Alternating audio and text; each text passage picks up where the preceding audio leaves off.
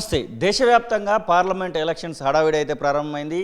మొదటి విడత 102 నియోజకవర్గాలకు సంబంధించినటువంటి పోలింగ్ కూడా ముగిసినటువంటి పరిస్థితి. ఇక తెలంగాణ రాష్ట్రంలో మే 13వ తారీఖున 17 పార్లమెంట్ నియోజకవర్గాలకు సంబంధించినటువంటి పోలింగ్ అయితే జరగనుంది. మనతో పాటుగా బీఆర్ఎస్ పార్టీ ఏం చేయబోతుంది, బీఆర్ఎస్ పార్టీకి సంబంధించినటువంటి కాన్సన్ట్రేషన్ ఏ నియోజకవర్గాలపైన ఉంది, ఇవన్నీ అడిగి తెలుసుకుందాం. బీఆర్ఎస్ పార్టీ సీనియర్ నాయకులు సావంత్ దాసోజీ ఉన్నారు.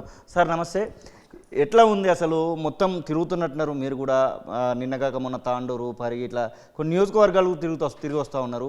ఎట్లాంటి రెస్పాన్స్ కనబడతా ఉంది? ప్రజలు కాంగ్రెస్ పార్టీకి అయితే మొన్న అసెంబ్లీ నియోజకవర్గాలకు సంబంధించినటువంటి విషయంలో పట్టం కట్టడం జరిగింది. ఇప్పుడు ఎంపీ నియోజకవర్గాలకు వచ్చేసరికి ఎలాంటి చేంజెస్ కనబడతా ఉన్నాయి? రెండు విస్పష్టమైనటువంటి ఒక సిచ్యువేషన్స్ కళ్ళ ముందు కనబడుతూ ఉన్నాయి. ఒకటి, కేసీఆర్ గారిని కోల్పోయినాం కదా అనేటువంటి ఒక భావన ప్రజల్లో స్పష్టంగా కనబడుతూ ఉంది.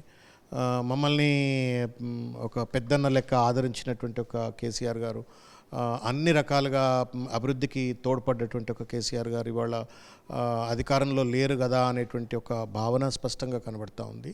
అదేవిధంగా మార్పు అంటే అదేందో అని చెప్పని ఓట్లేసినటువంటి వాళ్లకు ఈ మార్పు కాదు మాయ మాటలు అని చెప్పని వాళ్ళ స్పష్టంగా కనబడుతున్నటువంటి ప్రస్తుత ప్రభుత్వం పైన వ్యతిరేక భావం కూడా స్పష్టంగా కనబడుతూ ఉంది. దానికి కారణం ఏదో it's not just an emotional కాకుండా బేసిక్ డేటా కూడా. ఇప్పుడు కేసీఆర్ ఉన్నప్పుడు ఒకరోజు కూడా కరెంటు కష్టాలు చూడలేము మనము. కేసీఆర్ ఉన్నప్పుడు ఏ ఒక్క ఎకరం కూడా నీళ్లు లేక పంట ఎండిపోయింది అన్నటువంటి ఒక మాటలు వినలేదు. రైతులకు ఏ రకమైన కష్టాలు రాకుండా సమగ్రమైనటువంటి ఒక వెల్ఫేరు, డెవలప్మెంట్ను రెండింటిని కూడా కాంబినేషన్తో ఆయన అద్భుతంగా పరిపాలన కొనసాగించినటువంటి ఒక వైనం చూసిండ్రు. ఇవాళ రేవంత్ రెడ్డి గారు అధికారంలోకి వచ్చిన తర్వాత వచ్చే ముందు చాలా వాగ్దానాలు చేసినారు. మార్పు అనే నినాదాలు కావచ్చు, లేకపోతే SC declaration, ST declaration, BC declaration, మహిళా డిక్లరేషన్, తర్వాత అగ్రికల్చర్ డిక్లరేషన్, దాంతోపాటుగా ఒక 420 ఎలిమెంట్స్ తోటి ఒక కాంప్రహెన్సివ్ మేనిఫెస్టో కావచ్చు. వీటన్నిటిని నమ్మి ప్రజలు ఒక విశ్వాసంతో ఓట్లేసిండ్రు. ఓట్లేసిన తర్వాత ఇవాళ ఆ అమలు చేయవలసినట్టు ఒక వాగ్దానాలు, ఇప్పుడు చాలా వాగ్దానాలు రేవంత్ రెడ్డి గారు, నేను ముఖ్యమంత్రి అయిన ప్రమాణ స్వీకారం చేయగానే తొలి సంతకంగా నేను రైతు రుణమాఫీ చేస్తా 2 లక్షలు అన్నాడు. ఇంతవరకు దాని అతిగతి లేదు. తర్వాత 10,000 రూపాయలు ఇప్పుడు తీసుకోకండి, నేను వస్తే 15,000 రూపాయలు ఇస్తా అని చెప్పని రైతు భరోసా పథకం పేరు మీద ప్రజలను మభ్యపెట్టిండ్రు. నిరుద్యోగ భృతి అన్నాడు, లేకపోతే మహిళలకు 2,500 రూపాయలు అన్నారు. ఇట్లా అనేక వాగ్దానాలు మొట్టమొదటి రోజున చేస్తా అన్నాడు. తర్వాత 6 గ్యారంటీస్ 100 రోజుల్లో చేస్తా అన్నాడు. మళ్ళీ ఇవాళ ఆగస్ట్ 15 అని చెప్పని ఒక దొంగ డెడ్ లైన్ మళ్ళీ పెట్టేటువంటి ఒక ప్రయత్నం చేస్తూ ఉన్నారు. ప్రజలు ఆలోచిస్తున్నారు, ఓటర్లు ఆలోచిస్తున్నారు. ఎందుకంటే ఓటర్లు ఆలోచిస్తేనే మార్పు అనేది వస్తుంది. ఎండ్ ఆఫ్ ద డే కడుపు నొచ్చిన వాళ్ళకి ఇవన్నీ గుర్తొస్తాయి. కడుపు నొప్పి లేని వాళ్ళకు గుర్తు రాకపోవచ్చు, that's a different matter. Current నిన్నటి దాకా కరెంటు పోలేదు, ఇవాళ ఇన్వర్టర్ పెట్టుకుంటున్నా, గుర్తురాదా నాకు? నేను నిన్నటి దాకా ఎప్పుడు పడితే అప్పుడు నేను మోటార్ వేసుకోవడం కోసం నేను నా పొలం దగ్గరికి పోయినా. ఇవాళ అర్ధరాత్రి భార్య పిల్లల్ని వదిలిపెట్టి నేను కట్టె పట్టుకొని లాంతర్ పట్టుకోను లైట్ పట్టుకోను మోటార్ల దగ్గరికి పోవాలా, ఆడ మోటార్ల కాడ పండుకోవాల్సిన పరిస్థితి. నిన్న రాత్రి నాకు ఎవరో ఫోన్ చేసినారు. బాచ్పల్లి ఏరియాకి వెళ్ళి ఒక ఎవరో నెంబర్ పట్టుకొని ఫోన్ చేసిండ్రు. నేను 2 టీవీలు కాలిపోయినాయండి ఈ 100 రోజులల్లో, షార్ట్ సర్క్యూట్ అయిపోయి లో వోల్టేజ్ తోటి. ఏం ప్రభుత్వము, ఏం ముఖ్యమంత్రి అండి, కేసీఆర్ గారు ఉన్నప్పుడు ఒక్కరోజు కూడా నాకు కరెంట్ కష్టాలు లేకుండా ఇవాళ 2 టీవీలు కాలిపోయినాయి అని చెప్పని ఒక మిడిల్ క్లాస్ పర్సన్ చెప్పుకునేటువంటి ఒక పరిస్థితి. మోటార్లు కాలిపోతున్నాయి, ఇన్వర్టర్లు పెట్టుకుంటే తప్ప కరెంటు లేనటువంటి ఒక పరిస్థితి, పంటలు ఎండిపోతున్నాయి, నీళ్లు లేక జీవాలు ఎండిపోతున్నాయి. ఇన్ని దుర్భరమైన ఒక పరిస్థితులు ఉన్నప్పుడు ప్రజలు ఎందుకు ఆలోచించారండి? మరి నిన్నటి దాకా లేదు, ఇవాళ ఎందుకు వచ్చింది ఇట్లా ఈ బాధ? ఇది రేవంత్ రెడ్డి అసమర్థత అనేటువంటిది స్పష్టంగా కనబడతా ఉంది. రేవంత్ రెడ్డి చేతగానితనం. Kaleshwaram project undoubtedly there is some damage happened. అనేక ప్రాజెక్టులు, కడెం ప్రాజెక్టులో అయినట్టు, లేకపోతే ఇంకా రకరకాల ప్రాజెక్టులో ఏదైతే గతంలో డ్యామేజెస్ చూసినామో అట్లే డ్యామేజ్ అయింది. దాన్ని రిపేర్ చేసుకొని ఉండాలా. రిపేర్ చేసుకొని చెరువులలో నీళ్లు నింపినట్టయితే ఇవాళ గ్రౌండ్ వాటర్ అంతా అందుబాటులో ఉంటుండే, మళ్ళీ పచ్చదనం అనేటువంటిది ఉండడానికి తోడ్పడుతుండే. ఇలా కేసీఆర్ మీద కక్షతో కాళేశ్వరాన్ని మొత్తం కూడా పడావులో పెట్టేసి దాన్ని నాశనం చేసి వాళ్ళ రైతు నోళ్ళలో మన్ను కొడితే బాధపడుతున్నటువంటి ఒక రైతుకు ఇదేంద్రా అన్యాయము, నిన్న నీళ్లున్నాయి ఇవాళ నీళ్ళు ఎందుకు లేవని చెప్పని గుర్తొస్తుంది. వస్తుంది కదా. ఇది జరుగుతున్నటువంటి ఒక పరిణామం. తర్వాత దానికి తోడుగా ఇంకొకటి ఏంటంటే ఒక విషమైనటువంటి ఒక ప్రచారం రేవంత్ రెడ్డి చేస్తూ ఉన్నాడు. దురదృష్టం మీలాంటి సామాజిక మాధ్యమాల లో ఉన్నటువంటి ఒక విష సంస్కృతికి పుట్టినటువంటి ఒక కల్నాయక్ రేవంత్ రెడ్డి గారు. ఆయన ఏది పడితే అది మాట్లాడుతూ ఉన్నారు. రేవంత్ రెడ్డి కేసీఆర్ గారిని డ్రాయర్ ఇప్పుతాను మాట్లాడతాడండి, మాట్లాడొచ్చా?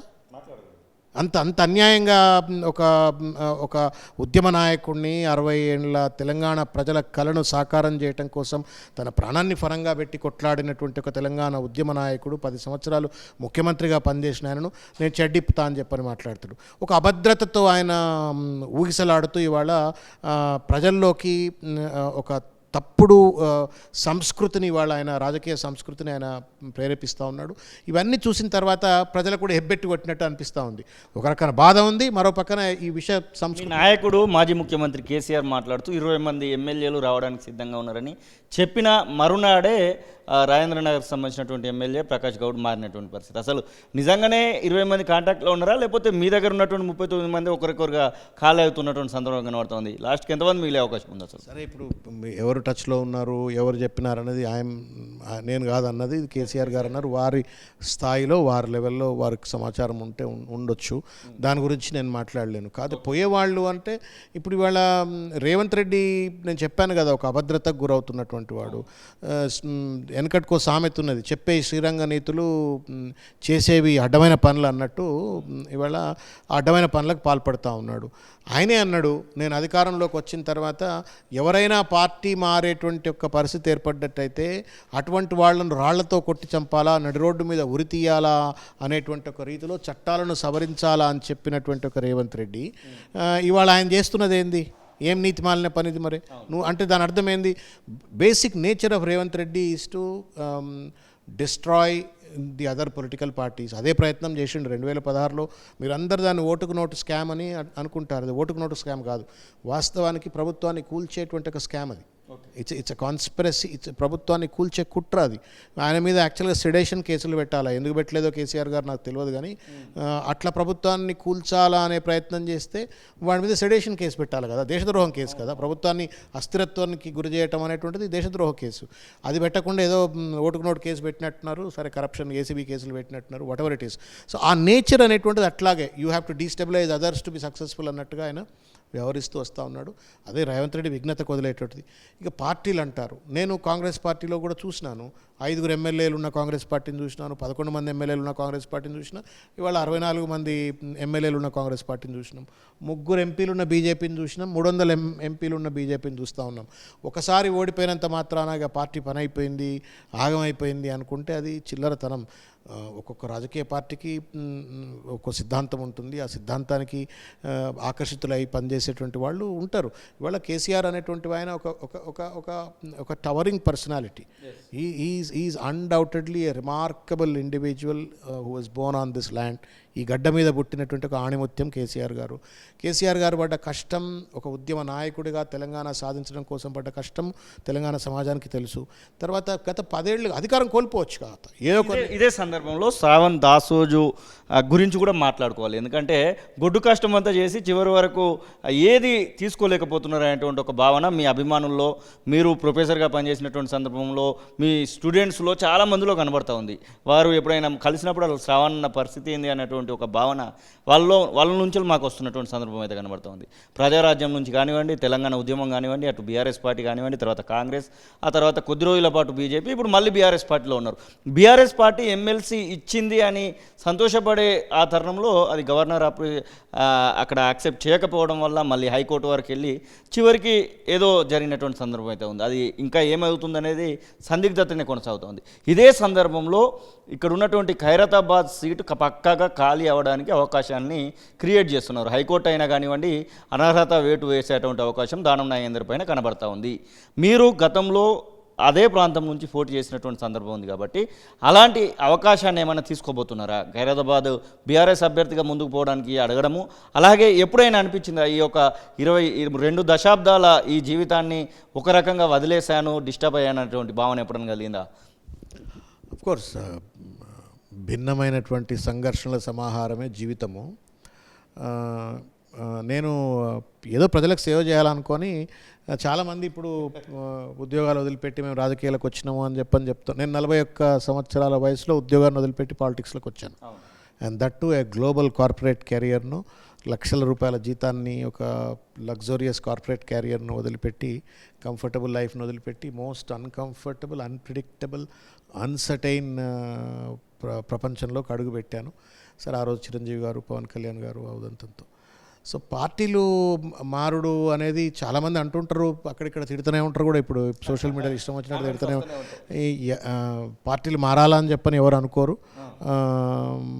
కాకపోతే పరిస్థితులు, కాలం మనం కాలాన్ని నియంత్రించలేం, కాలమే మనం నియంత్రిస్తుంది. సో కాలం, పరిస్థితులు, నా ఆవేశం కావచ్చు, లేకపోతే నా అంచనాలు కావచ్చు, తారుమారు కావడం కావచ్చు. ఇంత పోరాటం చేసినటువంటి వ్యక్తి కనీసం ఒక కార్పొరేషన్ చైర్మన్ అనేటువంటిదో, లేకపోతే ఒక బీసీ కమిషనో, లేకపోతే ఎలాంటివి లేవు అనేటువంటి ఒక బాధను ఎట్లా, ఈ ప్రశ్న ఎవరి నుంచి రావట్లేదా మీకు ఇప్పటి వరకు? నాకు కార్పొరేషన్ నాకు చట్టసభలో అడుగుపెట్టాలా, ప్రజల కోసం మంచి చట్టాలు చేయాలా, ప్రజలకు మంచి పరిపాలన అందించే విధంగా ఒక అధికార పక్షంలో ఉంటే, ప్రతిపక్షంలో ఉంటే అధికార పక్షం మీద ఒత్తిడి తెచ్చైనా మంచి చట్టాలు చేయించేటువంటి ఒక రీతిలో పనిచేయాలని చెప్పని. సో ఈ కార్పొరేషన్లు, ఈ కమిషన్లు నేను ఎన్నడూ కోరుకోలే, అవి కావాలని చెప్పని నేను అనుకోను. Because I have done much bigger positions than that. Satyam కంప్యూటర్స్లో ఆ రోజుల్లో 2007లో if I was general manager, if I was director HR for Hitachi, that big positions than this. So అట్లా చట్టసభ పోవడమే రాజకీయంలో ఒక కీలకమైనటువంటి ఒక మలుపు. అది కావాలని కోరుకుంటున్నా. అది ఎప్పుడో ఒకరోజు వస్తుంది. దురదృష్టం గవర్నర్ గారు, పాత గవర్నర్ గారు, ఆమె కుట్రతోటో కుతంత్రంతోటో మొత్తానికి ఆవిడ చేయలేదు. కోర్టులో పోయినాం, కొట్లాడినాము. కోర్టు మాకు మోరార్లెస్ ఫేవరబుల్ తీర్పు ఇచ్చింది. కనీసం మరి రాజ్యాంగబద్ధమైన పదవుల్లో ఉన్నటువంటి వాళ్ళు, రాజ్యాంగ రక్షకులైనటువంటి ఒక గవర్నర్లు మరి ఆ కోర్టు తీర్పును అమలు పరచరా అని చెప్పని ఆబగా ఎదురు చూస్తున్నాం. సో ఎన్నడో ఒకనాడు జస్టిస్ జరుగుతుందేమో అనుకుంటున్నా. But end of the day I think one thing is sure, 16 years దాటిపోయినాయి, 17 years దగ్గర ఈ జర్నీలో. I'm active, I'm not dead. నేను ప్రజల కోసం మాట్లాడుతున్నా. ప్రతిపక్షంలోనే ఉండొచ్చు, తెలంగాణ ఉద్యమంలో ప్రతిపక్షంలోనే ఉన్నా. ప్రజారాజ్యం అంటే అది కాంగ్రెస్లో మెర్జ్ అయిపోయింది, ఆ పార్టీ మనుగడ లేదు. నేను ప్రజారాజ్యంలో ప్రతిపక్షంలోనే ఉన్నాను, టీఆర్ఎస్లో ప్రతిపక్షంలో ఉన్నా, కాంగ్రెస్లో ప్రతిపక్షంలో ఉన్నా, ఇవాళ బీఆర్ఎస్లో కూడా ప్రతిపక్షంలోనే ఉన్నా. So it's also golden opportunity. పాలిటిక్స్లో బోత్ సైడ్స్ కదా, రెండు ఇంపార్టెంట్. నాణానికి రెండు వైపులు అన్నట్టుగా రాజకీయానికి అధికార ప్రతిపక్షం రెండు కూడా. ఖైరతాబాద్ కోసం ఏమైనా ప్రయత్నాలు చేయబోతున్నాడా శ్రావణ్ దాసోజు అంటే ఏం సమాధానం చెప్తారు? ప్రయత్నాలు ఏం లేవు. నేను గతంలో పోటీ చేసిన కాబట్టి ఈసారి కూడా పోటీ చేయాలా అని చెప్పని అనుకుంటాను. కాకపోతే ఏంటంటే ఈ పార్టీ ఏమనుకుంటున్నది ఇంపార్టెంట్. కేసీఆర్ గారు ఏం ఆలోచిస్తున్నారు, కేటీఆర్ గారు ఏం ఆలోచిస్తున్నారు అనేది ముఖ్యం. వాళ్ళ ఆదేశాల మేరకు తప్పనిసరిగా అవకాశం ఇస్తే తప్పనిసరిగా పోటీ చేస్తాను. ఏప్రిల్ 27వ తారీఖు పార్టీ ఆవిర్భావ దినోత్సవం రోజున బీఆర్ఎస్ పార్టీని టీఆర్ఎస్ పార్టీగా మార్చబోతున్నారు అనేటువంటి కొన్ని వార్తలు అయితే వస్తూ ఉన్నాయి. నిజంగానే అది జరగాల్సినటువంటి అవసరం ఉందనిపిస్తుందా? అదే రోజు ఏమైనా పెట్టుకున్నారా ముహూర్తాన్ని? దానిపైన ఇంకా సమాచారం లేదండి. ఇది కేవలం మీడియాలో ఉన్నటువంటి ఒక స్పెక్యులేషన్స్ మాత్రమే. కాకపోతే అక్కడిక్కడ మాత్రం ఒక ప్రెషర్ అయితే ఉంది.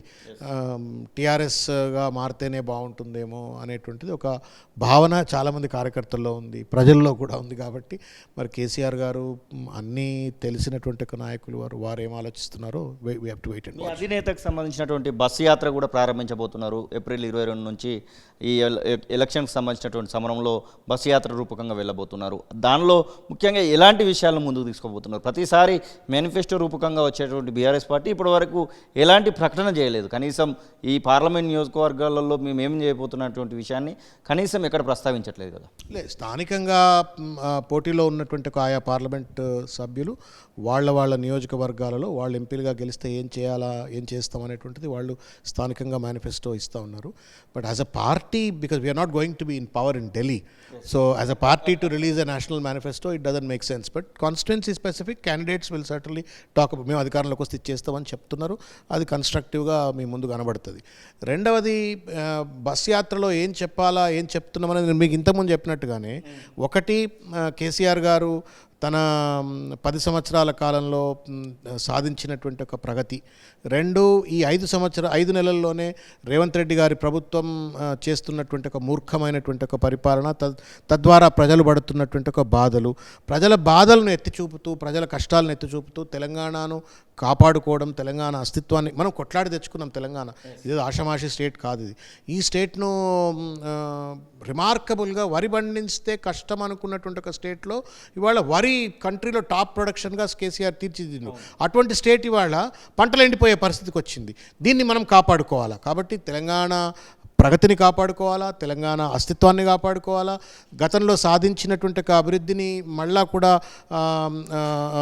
ఒక త్వరితగతిన ఇంకా కూడా అమలు చేసే విధంగా ఈ ప్రభుత్వం చేస్తున్న తప్పిదాలను ఎత్తి చూపే విధంగా కేసీఆర్ గారి ప్రచార సరళి ఉంటుందని నేను భావిస్తున్నాను. ఇది శ్రావణ్ దాసోజు గారు చెప్తున్నట్టు మాటలు. ఖచ్చితంగా తెలంగాణ రాష్ట్రంలో ఎక్కువ పార్లమెంట్ సీట్లను గెలిచే విధంగానే మా యొక్క ప్రణాళికలు అయితే ఉంటాయన్నటువంటి భావన అయితే వారు వ్యక్తం చేస్తున్నటువంటి పరిస్థితి. కెమెరా పర్సన్ సతీష్తో శ్రీనివాస్ తొలివెలుగు, హైదరాబాద్.